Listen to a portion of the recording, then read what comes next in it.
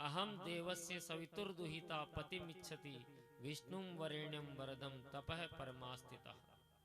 महाराज, मैं सविता देवता की दुहिती और मेरा नाम कालिंदी है और मैं श्री द्वारिकाधीश को पति रूप में पाने के लिए ही तप कर रही हूँ। सुनते ही अर्जुन मुस्कुराकर प्रभु के पास आए, बोले, सरकार, आपका बृहस्पति बड़ा जोरदार चल रहा है। ये कन्या आपको ही पति के रूप में पाने के लिए यहाँ तपस्या कर रही है। भगवान ने कहा, तो फिर परिचय करवाओ, देर काहे की। कालिंदी का परिचय देकर अर्जुन ने वहीं यमुना किनारे भगवान का पानी ग्रहण करा दिया। यह हुआ प्रभु का चौथा विवाह। अब अवंतिका उज्जैन देश के राजा थे विंद और अरविंद। उनकी बहन का नाम मित्रविंदा। दोनों भाई राजनीतिक लाभ लेने के लिए अपनी बहन का विवाह दुर्योधन के साथ करना चाहते थे, जबकि मित्रविंदा प्रभु द्वारिकाधीश की माला ही जप रही थी। मित्रविंदा के विवाह में स्वयंवर में जब मित्रविंदा को प्रभु द्वारिकाधीश दिखाई पड़े तो मित्रविंदा ने किसी के विरोध की परवाह न करते हुए बरमाला द्वारिकाधीश के गले में डाल दी। बोलिए द्वारिकाधीश की जय हो। भगवान ने वहीं मित्रविंदा से पानी ग्रहण कर लिया। जब मित्रविंदा के भाइयों ने विरोध किया तो भगवान मित्रविंदा को हरण करके द्वारिका में सानंद पूर्वक रहने लगे। ये हुआ भगवान का पांचवा विवाह। एक थे महाराज कौशल नरेश नग्नजित, जिनकी बेटी का नाम था सत्या देवी। राजा ने प्रतिज्ञा की कि मेरे 7 बलिष्ठ बैल हैं और जो व्यक्ति एक रस्सी से इन 7 बैलों की नथ देगा उसी के साथ मैं अपनी पुत्री का विवाह करूंगा। विवाह योग्य बड़े बड़े राजकुमार वीरों ने प्रयास किया पर सब असफल रहे।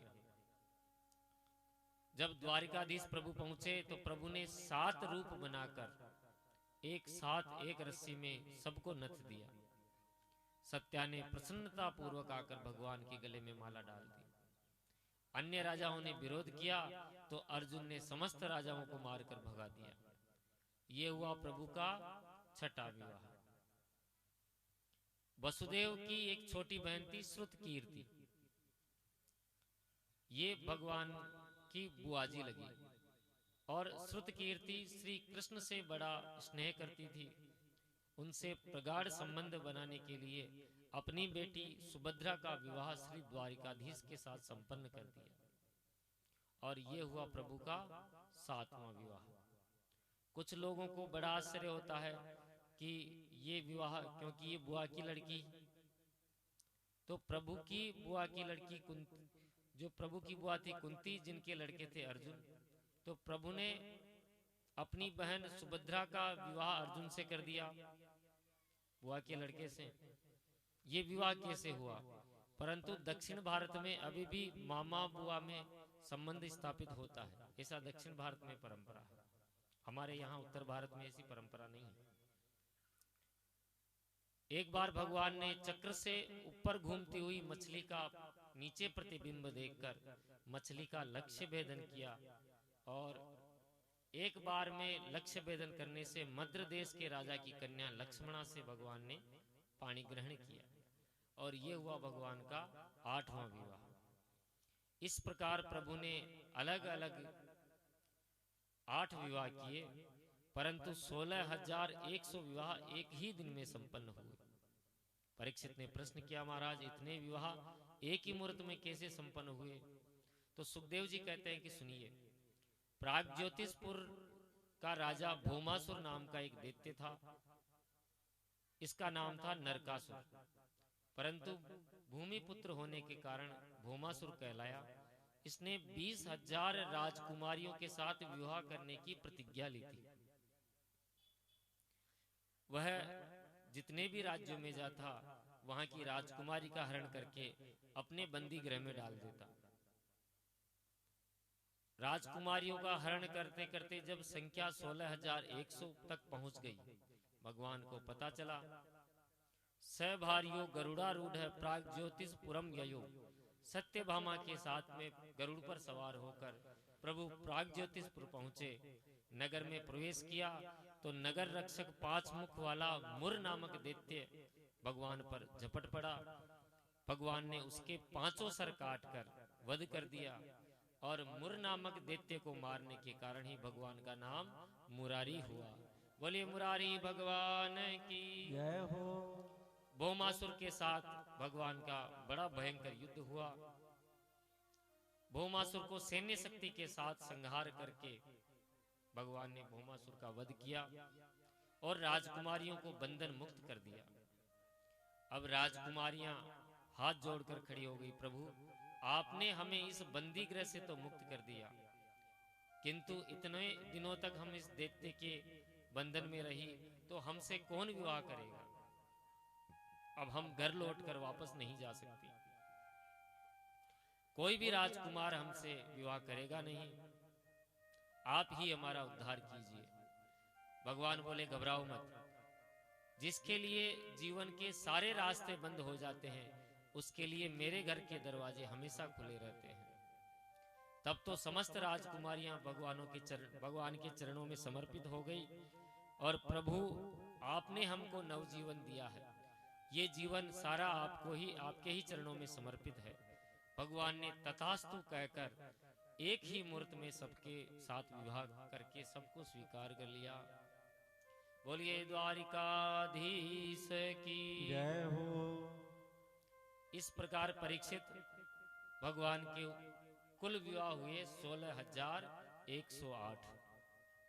कालांतर में भगवान की प्रत्येक रानी से 10-10 बेटा और एक-एक बेटी का जन्म हुआ। परीक्षित बोले कि भगवान इतने बड़े परिवार के साथ कैसे रहते थे, उनकी कुछ गृहस्थ लीला पर भी भगवान प्रकाश डालिए। सुखदेव जी कहते हैं सुनो, भगवान इतने विशाल परिवार के बीच हमेशा प्रसन्न अवस्था में मुस्कुराते हुए ही रहते थे, यही भगवान की विशेषता है। इतने बड़े परिवार के साथ भी प्रसन्न मुद्रा में हम 5 भाइयों के परिवार में कोई व्यक्ति प्रसन्नता से नहीं रह सकता, सब अलग अलग रहेंगे। और भगवान की 16,108 रानियां, एक रानी से 10-10 बेटा और एक-एक पुत्री, फिर भी भगवान हमेशा प्रसन्न रहते, मस्त रहते।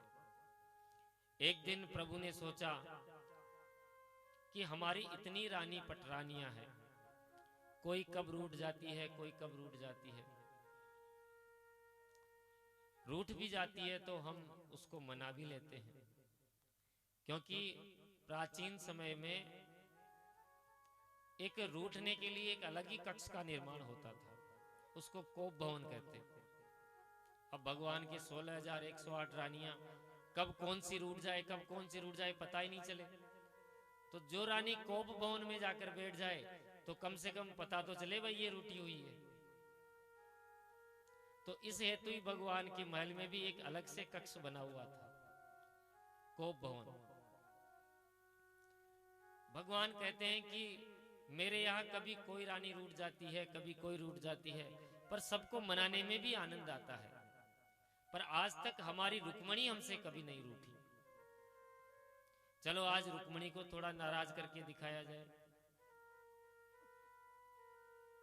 भगवान ने ये विचार करके अपना मुंह लटका के कक्ष में जाके चुपचाप गुमसुम अवस्था में बैठ गए, गंभीर मुद्रा में आकर बैठ गए। अब रुक्मणी जी ने पहली बार भगवान को इतनी गंभीर मुद्रा में देखा।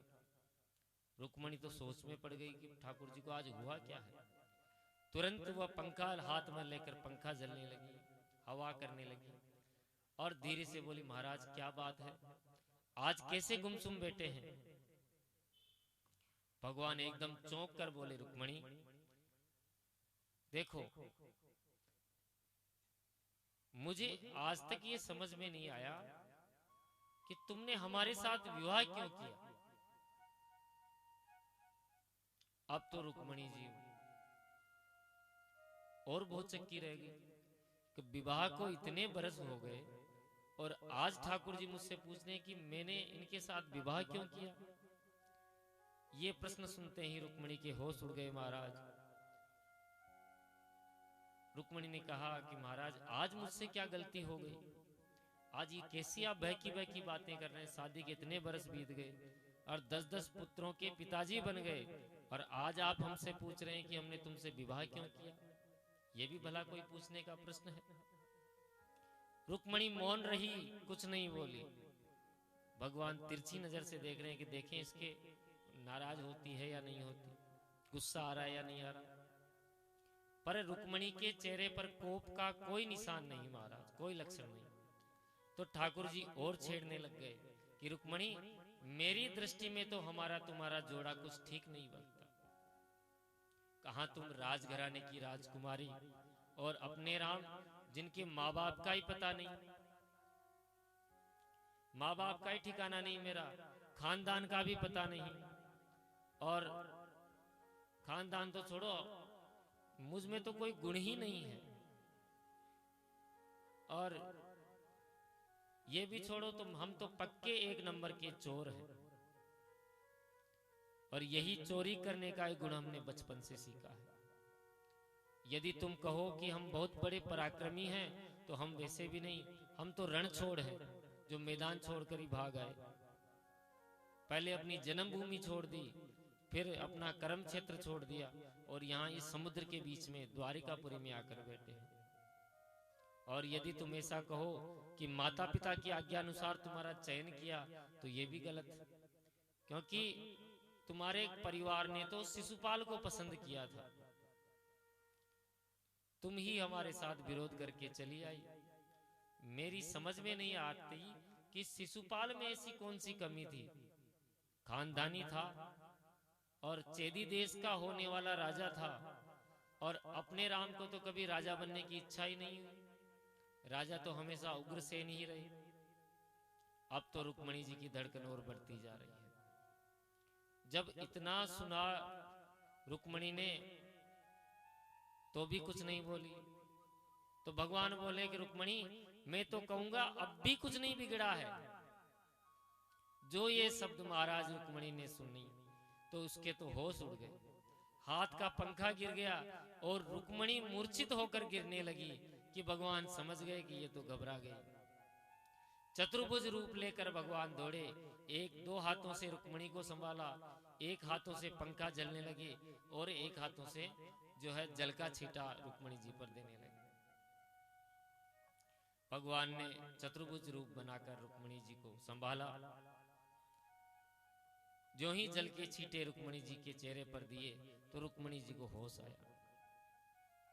अरे देवी, इतने बरस हो गए हमारे विवाह को, हम तो तुमसे विनोद कर रहे थे, मजाक कर रहे थे, परिहास किया तुम्हारे साथ। तुम तो इस छोटे मोटे परिहास से ही घबरा गई और देखो बेहोश हो रही हो। ये सब हंसी मजाक की बातें हैं। एक बात कहूं, गृहस्थ जीवन में सुबह से शाम तक झंझट ही झंझट लगे रहते हैं। बस एक ही चीज सबसे अच्छी है गृहस्थ में कि जब पति पत्नी कुछ शाम के समय यदि विनोद कर लें तो पूरे दिन की थकान खत्म हो जाती है। हम भी सुबह से शाम तक टेंशन ही टेंशन लिए हुए रहते हैं। टेंशन का मतलब क्या है पता है? टेन कहते हैं 10 और सन है सूर्य। अरे ये जब एक सूर्य ही अब इतनी गर्मी से हमें तपतायमान कर देता है, तपा देता है, तो हम अपने सिर पर 10-10 सूर्य लेकर रहेंगे तो वह टेंशन हमें कहां जीने देगी। शाम के समय जब पति पत्नी में थोड़ी हंसी मजाक हो जाती है ना तो पूरे दिन भर की टेंशन खत्म हो जाती है। भगवान वही विनोद अपनी पत्नी के साथ कर रहे हैं। भगवान कहते हैं कि गृहस्थ व्यक्ति प्रपंचों से पीड़ित होकर, परेशान होकर जब अपनी प्रिया के पास पहुंचता है तो हास परिहास मनोरंजन करके सारे प्रपंच भूल जाता है। इसलिए परिहास करना बहुत आवश्यक है। और एक तुम हो रुक्मिणी जो थोड़ा सा मजाक कर लिया, घबरा गई। अब रुक्मणी जी के समझ में आ गया कि भगवान तो मजाक कर रहे थे। सावधान होकर बैठी रुक्मणी और प्रत्येक बात का इतना सटीक जवाब दिया कि भगवान गदगद हो गए। रुक्मणी ने कहा, सरकार, आपने भले ही मुझे ये सब बातें परिहास में कही, परंतु जो कुछ कहा बिल्कुल सत्य कहा। भगवान बोले, अच्छा, तुम्हें मेरी बातें सत्य प्रतीत होती है? अच्छा बताओ, मैंने क्या सत्य कहा? रुक्मणी बोली, सुनिए सरकार, आप कह रहे थे कि आपके अंदर कोई भी गुण नहीं है।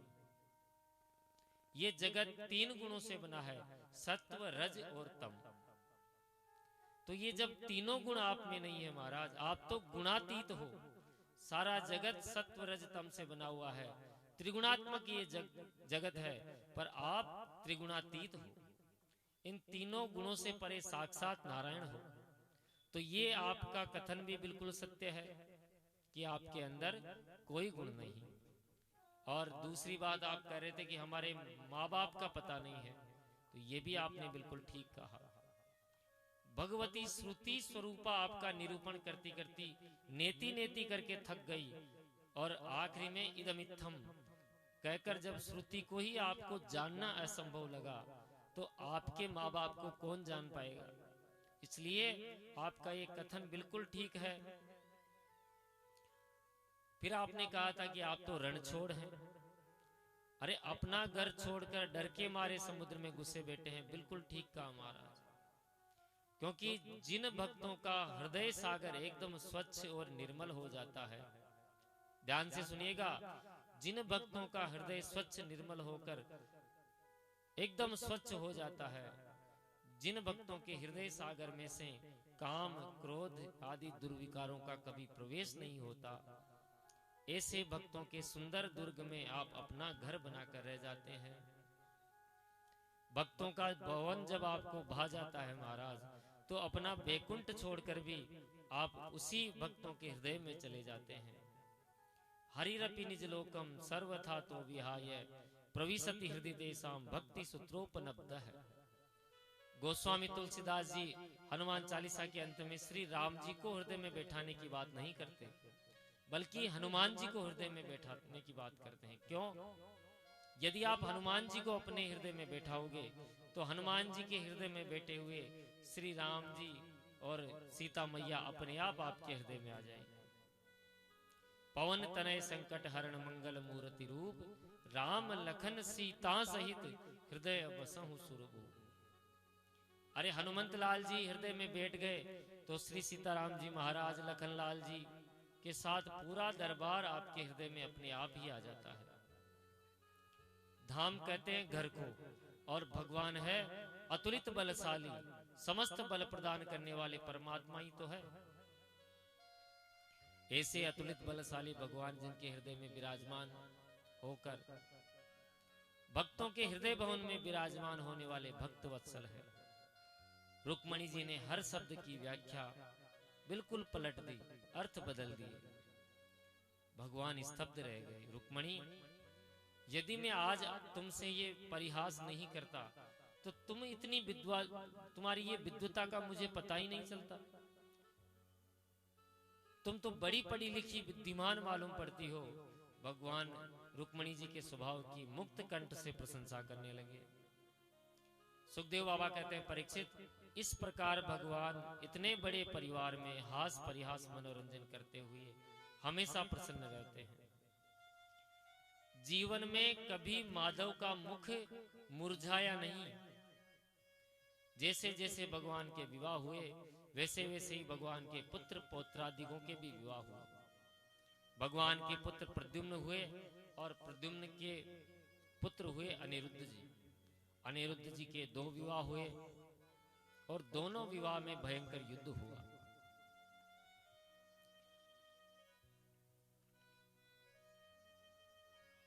अनिरुद्ध जी का दूसरा विवाह बाणासुर की बेटी उषा के साथ में हुआ, और इस विवाह में भगवान को स्वयं शंकर जी से ही युद्ध करना पड़ा। एक बार अपने छोटे छोटे बाल गोपाल परिकर को लेकर भगवान बोले, चलो आज कहीं घूमने चलते हैं।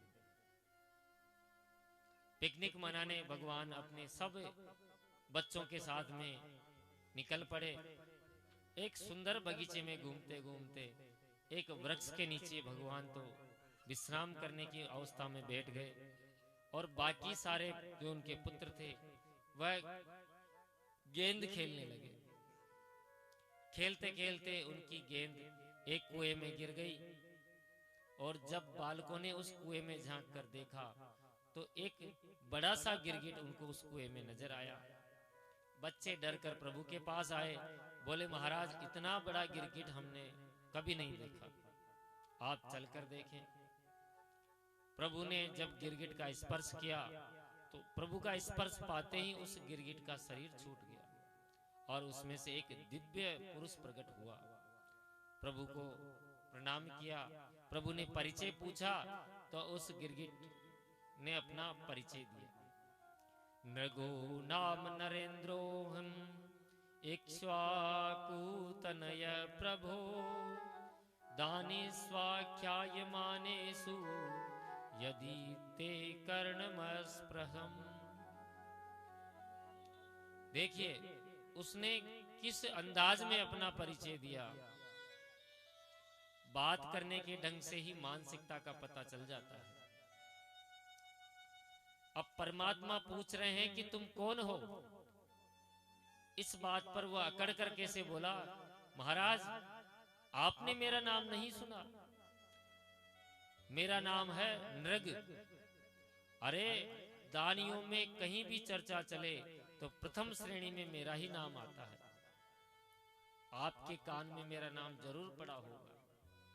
मैं इक्ष्वाकु का पुत्र सूर्यवंशी राजा नृग हूं। कहने का ढंग देखो और परिचय का तरीका देखो।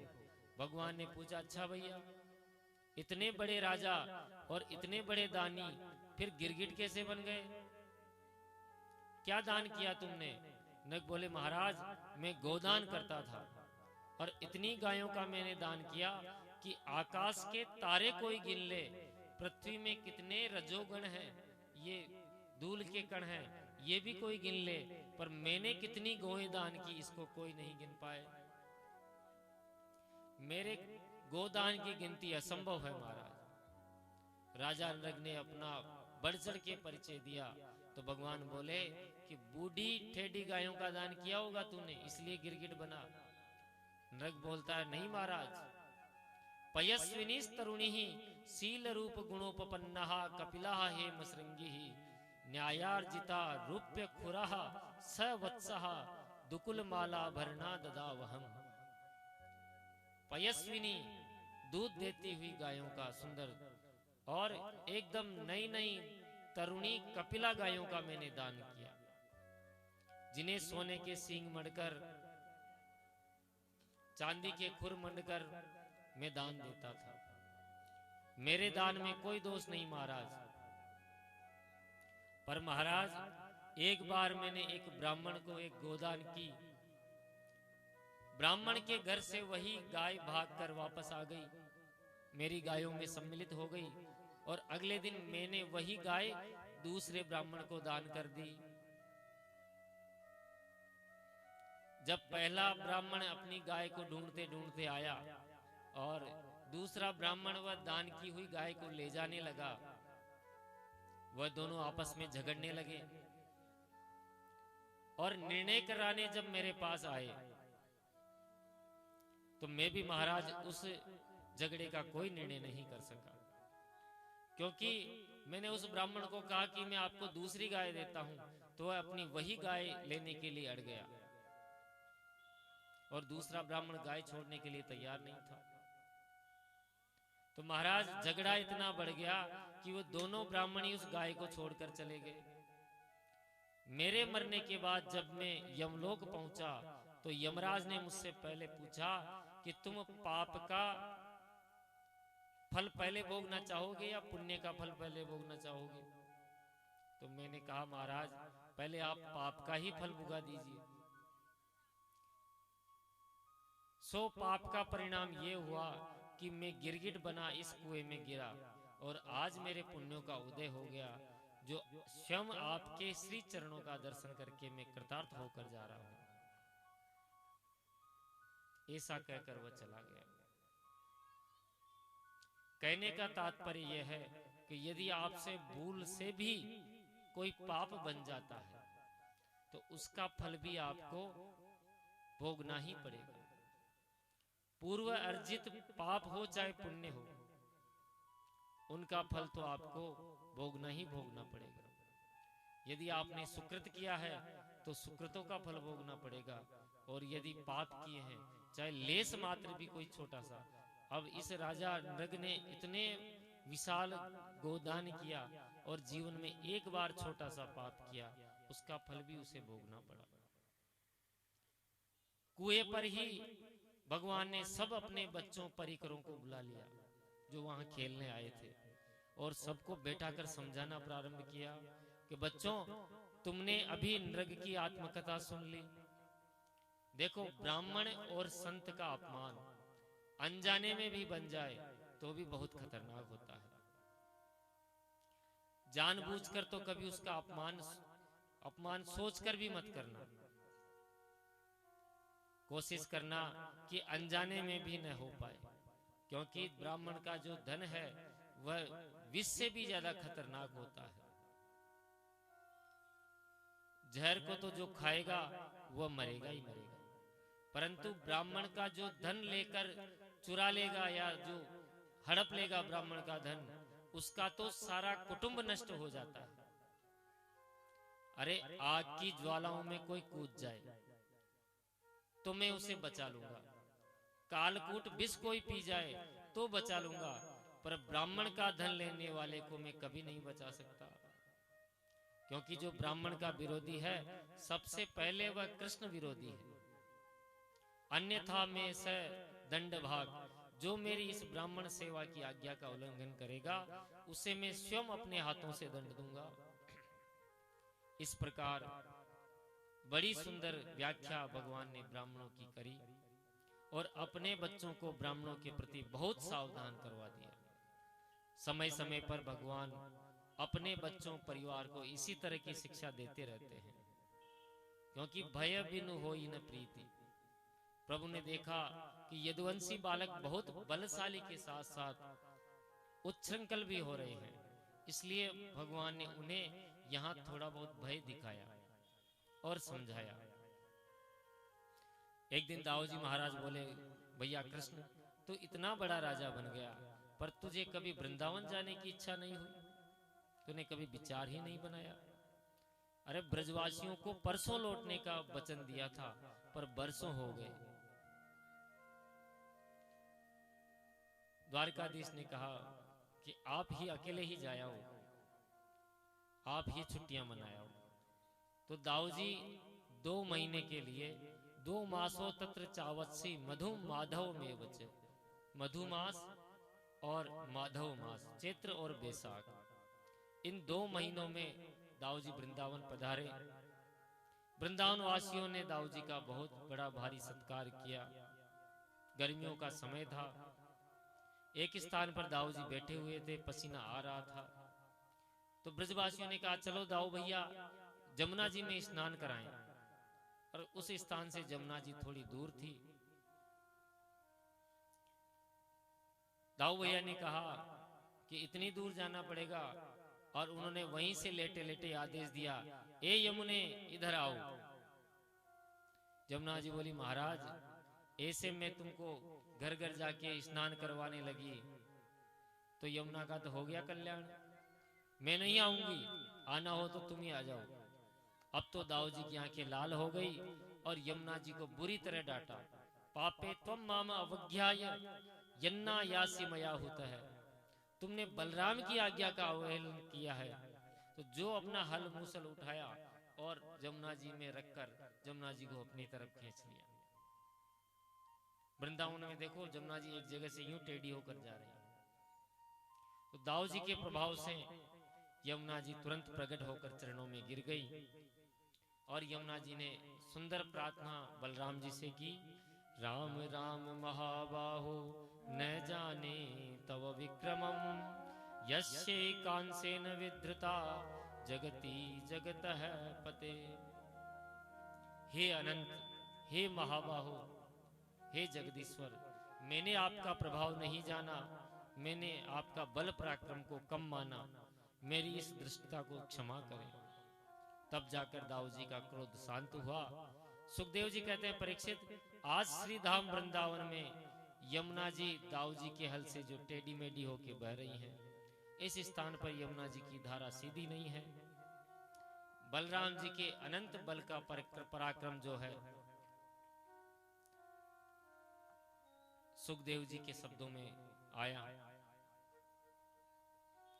ऐसे ही जब दाऊ जी तो चले गए वृंदावन, और पीछे से, क्योंकि दाऊ जी महाबलशाली थे, पीछे से राजाओं को पता चला कि दाऊ जी वृंदावन गए हुए हैं, और दुष्टों की निगाह द्वारिकापुरी पर थी।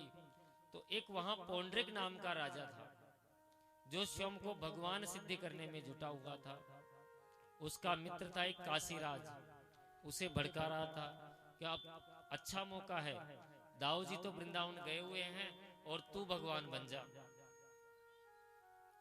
तो उस पौंड्रिक नाम के राजा ने 2 नकली हाथ और लगा लिए, उनमें नकली चक्र लगा लिया, एक मशीन से चलने वाला गरुड़ बना लिया, बटन दबाता, गरुड़ पर उड़कर चारों तरफ घूमता, और सबको यही कहता रहता कि द्वारिका नाथ तो भगवान उगान कुछ नहीं है, मैं तुम्हारा भगवान हूं।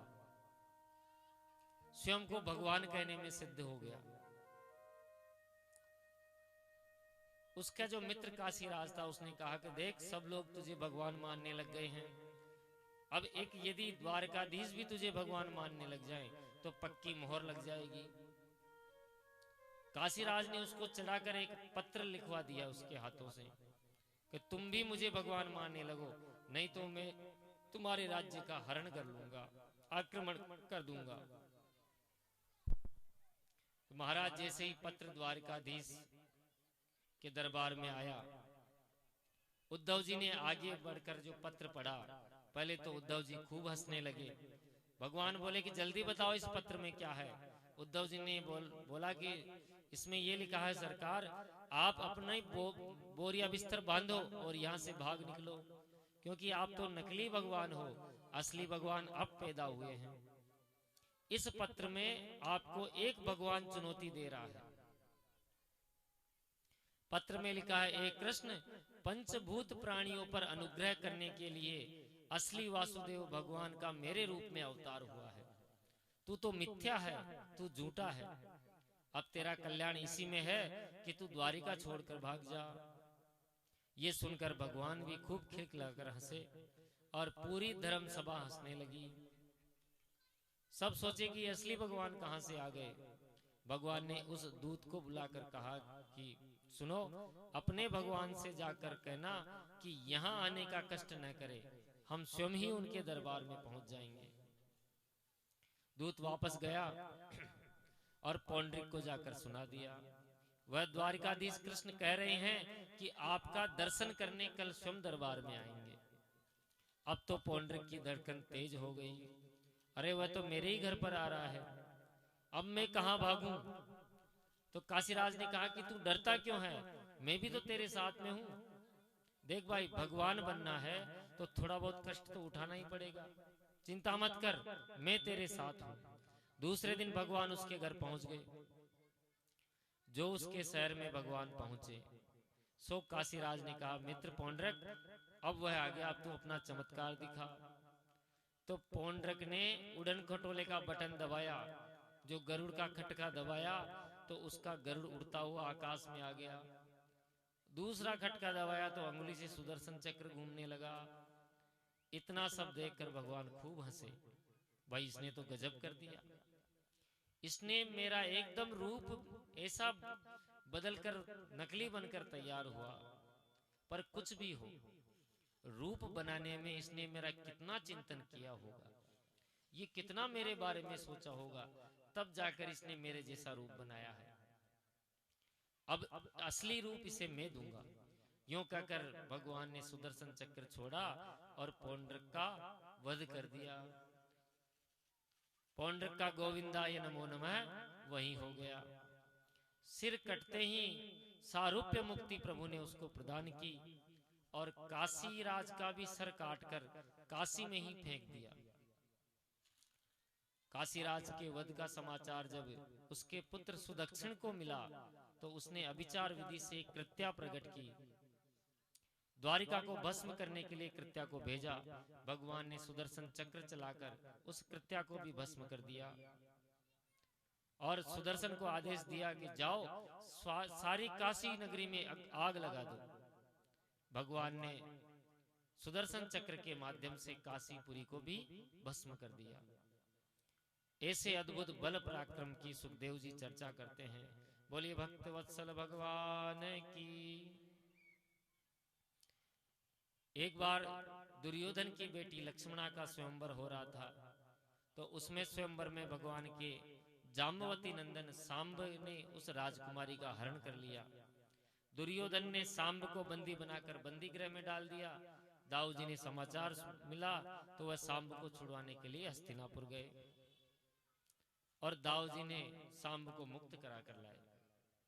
ऐसी अनेक लीलाएं सुखदेव जी के माध्यम से परीक्षित जी को प्राप्त हो रही है। अब परीक्षित जी पूछते हैं, महाराज बार बार आप एक चीज हमेशा पूछते हैं, एक चीज भक्त वत्सल भगवान, भक्त वत्सल भगवान। अभी तक आपने जो मुझे कथा सुनाई उसमें एक भी चरित्र ऐसा नहीं आया जिसमें यह सिद्ध होता हो कि भगवान भक्त वत्सल है। अभी तक आपने ऐसा कोई चरित्र सुनाया नहीं। तो तुरंत सुखदेव जी को सुदामा जी की कथा याद आ गई। कृष्णस्यासीत सखा कश्चिद ब्रह्मणो ब्रह्मवित्तमः विरक्त इंद्रियार्थेषु प्रसन्नात्मा जितेंद्रिय है। सुखदेव जी कहते हैं कि अब हम तुम्हें प्रभु के अनन्य सखा, दीन सखा श्री सुदामा जी की कथा सुनाते हैं। ध्यान से सुनो। जो व्यक्ति प्रगाढ़ मन से, शांत चित्त से, ध्यान से इस सुदामा चरित्र का श्रवण करता है, उसके जीवन से दरिद्रता हमेशा हमेशा के लिए नाश हो जाती है। ये सुखदेव जी का कथन है। इसकी फलश्रुति है सुदामा चरित्र की कि जो व्यक्ति ध्यान से इसका श्रवण मनन करेगा उसके जीवन में दरिद्रता का कभी प्रवेश नहीं रहेगा। परम भागवत श्री सुदामा जी का पावन परिचय देते हुए सुखदेव जी कहते हैं कि महाराज परीक्षित, भगवान श्री कृष्ण के परम प्रिय अभिन्न हृदय श्री सुदामा जी महाराज हैं। कृष्ण से सखा स्वयं श्री कृष्ण के सखा है। और सुदामा जी की विशेषता क्या है? सुदामा जी की विशेषता है ब्रह्मणो ब्रह्मवित्तम है, विरक्त है, इंद्रियार्थेषु प्रशांतात्मा जितेंद्रिय है। ब्राह्मणों ब्रह्मवित्तम है, ये ब्रह्मवेत्ता ब्राह्मण है, ब्रह्म विद्वरिष्ठ है और केवल ब्रह्मविद नहीं ब्रह्मवित्तर है, ब्रह्मवित्तम है, ब्रह्म सर्वश्रेष्ठ ब्रह्मज्ञानी ब्राह्मण है। और दूसरी उपमा क्या दी? प्रसन्नात्मा, अपने में ही प्रसन्न रहने वाले, हर परिस्थिति में, कैसी भी परिस्थिति हो उसी परिस्थिति में सुदामा जी प्रसन्न रहते हैं।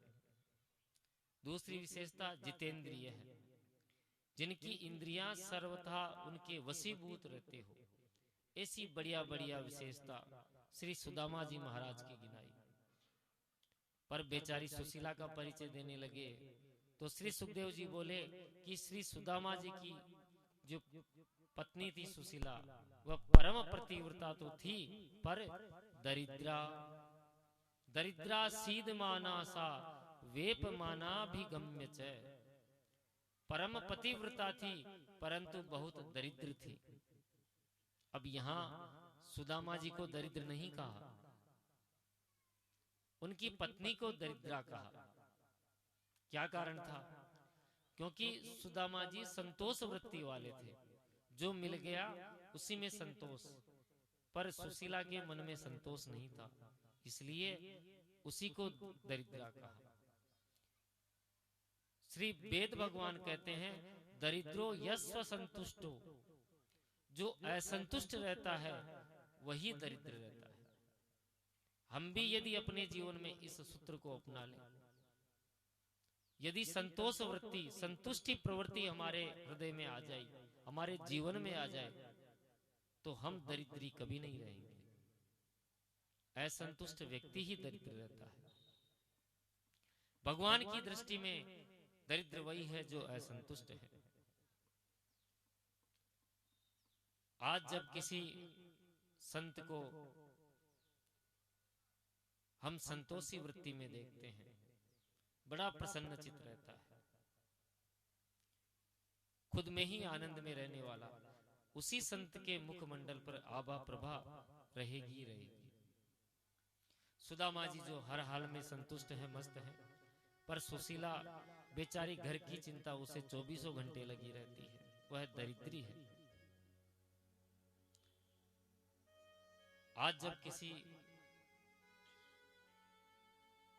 के माध्यम से भगवान को पता चला कि ये तो हमारे घर आने वाले हैं नहीं, बिना बुलाए ये आने वाले हैं नहीं, तो किसी संत का बेश धरकर मानो भगवान स्वयं ही सुदामा जी के यहाँ पहुंच गए और द्वार पर जाकर बोला, भिक्षाम देहि। आवाज सुनकर सुशीला द्वार पर आई और किसी भिक्षुक को देखते ही सुशीला ने कहा कि महाराज, मैं भिक्षा आपको नहीं दे सकती, मेरे यहाँ सूतक है। सूतक है? काई बात का सूतक है? कि मेरे यहाँ बिटिया का जन्म हुआ है। बहुत अच्छी बात है, आपके यहाँ बिटिया का जन्म हुआ है। क्या नाम है बिटिया का? कि मेरी बिटिया का नाम है दरिद्रा। जब से दरिद्रा ने मेरे यहाँ जन्म लिया है तो लेना देना सब बंद हो गया। संत समझ गए कि इतनी बड़ी दरिद्रता है। संत ने कहा कि लेकिन देवी, तुम तो सुदामा जी की पत्नी हो ना? हाँ महाराज, आप मेरे स्वामी को जानते हैं। अरे तुम्हारे स्वामी को कौन नहीं जानता? क्या तुम्हें पता है कि तुम्हारे स्वामी श्री कृष्ण के अनन्य भक्त हैं, अनन्य बाल सखा है। अरे साथ साथ ही रहते थे बचपन में। कभी हो सके तो अपने स्वामी को द्वारकाधीश के दरबार में भेज दो, अरे तुम्हारी ये दरिद्रता समाप्त हो जाएगी। ऐसा कहकर वह संत तो चले गए। जब सुदामा जी घर आए तो सुशीला ने कहा कि स्वामी जी, एक बात पूछ सकती हूँ? पूछिए। मैंने सुना है कि द्वारकाधीश आपके बचपन के सखा है। ज्यों द्वारकाधीश का नाम सुदामा जी ने सुना, आंखों से प्रेमाश्रु बहने लगे, केवल याद करते ही। देवी, तुमने बिल्कुल ठीक कहा। वो मेरे बचपन के सखा ही नहीं, अनन्य मित्र रहे हैं। गुरुकुल में हम साथ साथ खेले कूदे बड़े हुए। अरे जब गुरुकुल में मैं कोई पाठ भूल जाता, गुरुजी को पाठ नहीं सुनाता, तो मेरे अकेले की पिटाई होती, तो वह कन्हैया जानबूझकर वो पाठ भूल जाता कि सुदामा के अकेले की पिटाई होगी, तो मेरा साथ देने के लिए वह भी जानबूझकर पाठ भूल जाता। महाराज,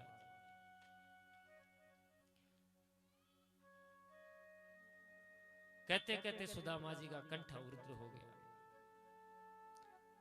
सुशीला ने कहा, महाराज एक प्रार्थना है,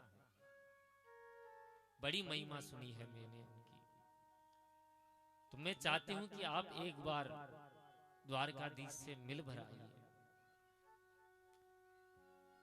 मैं निश्चिंत हूं कि यदि आप उनसे मिलने गए तो अपनी दरिद्रता समाप्त हो जाएगी।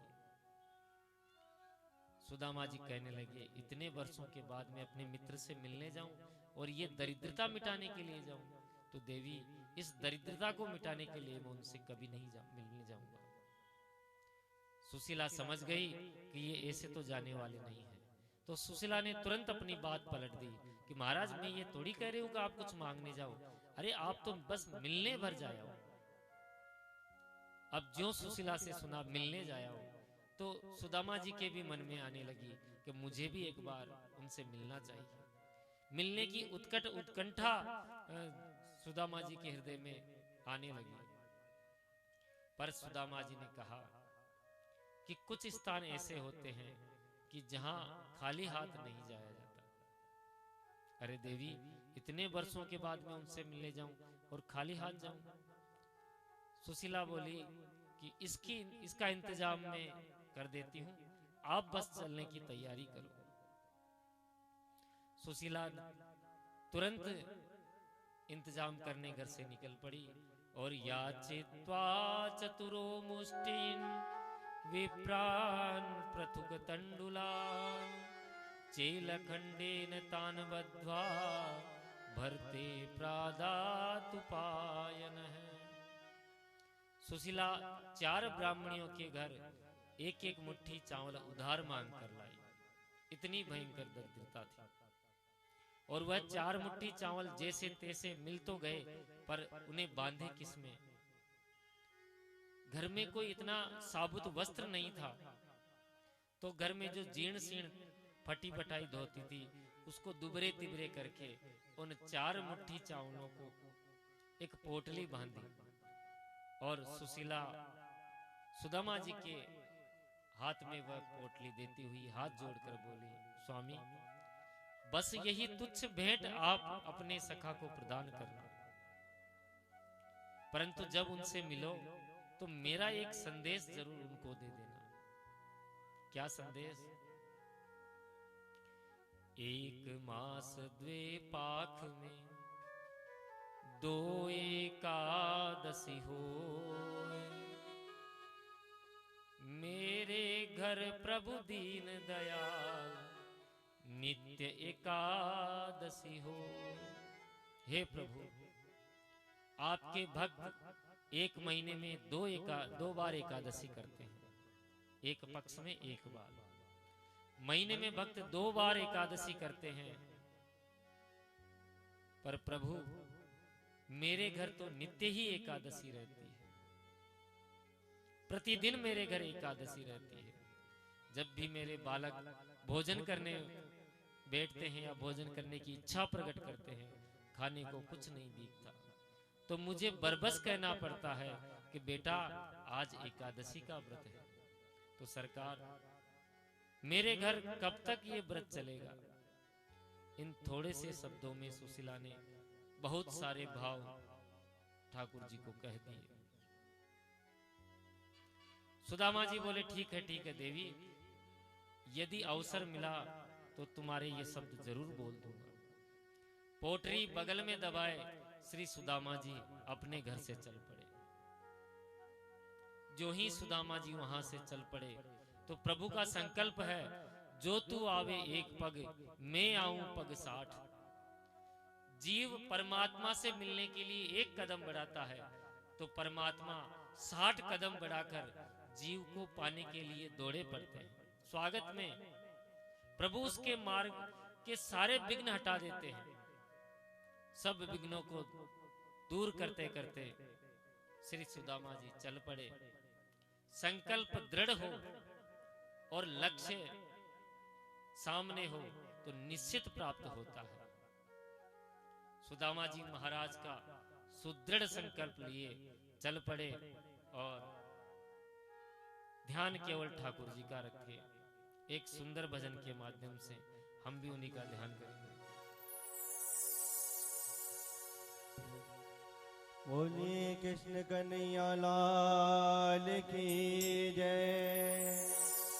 दूर नगरी, बड़ी दूर नगरी, कान्हा दूर नगरी, बड़ी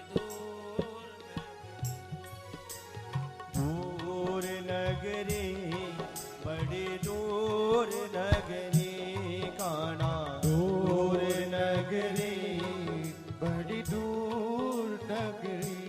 कैसे आऊं रे कन्हाए, कैसे आऊं रे कन्हाए, तेरी गोकुल नगरी, बड़ी दूर नगरी, कान्हा दूर नगरी, बड़ी दूर नगरी।